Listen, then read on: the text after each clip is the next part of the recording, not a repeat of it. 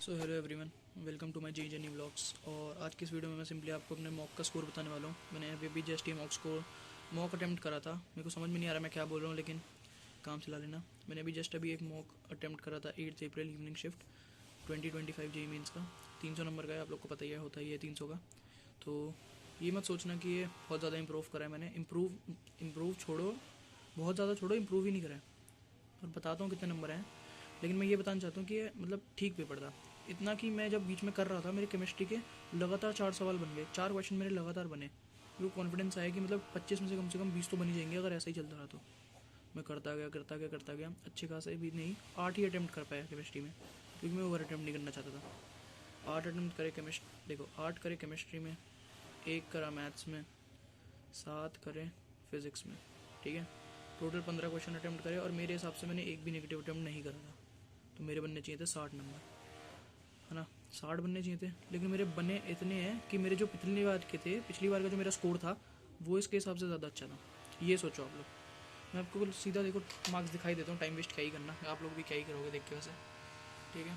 ये रहा, मार्क्स देख लो। और बैकग्राउंड नॉइज़ को प्लीज़ इग्नोर करना। मुझे पता है बहुत गंदी बैकग्राउंड नॉइज़ आ रही है, लेकिन काम चला रहना। तो नंबर है ये कुछ, ठीक है।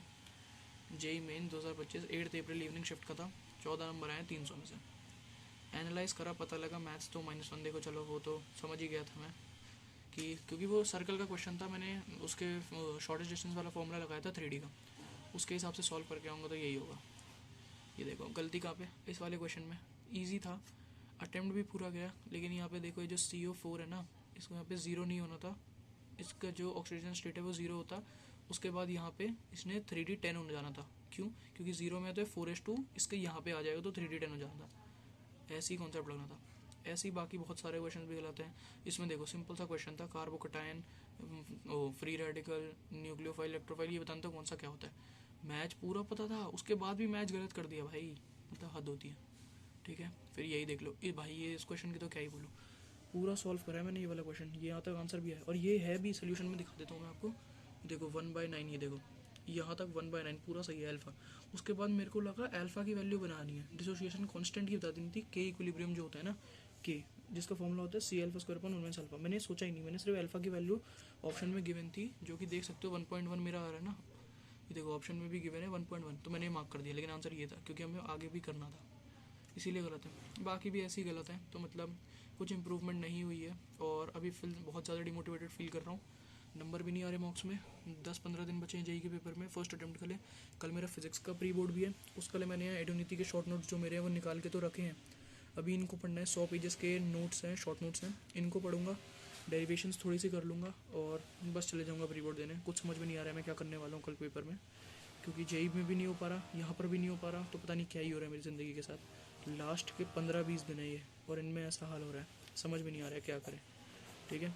तो नंबर देखो लिख देता हूँ। पहला दिया था मैंने PYQ टेस्ट एज अ, पहला मतलब PYQ टेस्ट दिया था पूरा पेपर, ठीक है। मतलब क्वेश्चन तो वैसे दे रखे हैं PYQ टेस्ट में, ये वाला पहली बार दिया था 14/300। सोच सकते हो, मतलब परसेंटेज नहीं सोच सकता मैं, परसेंटाइल की तो क्या ही बात करें।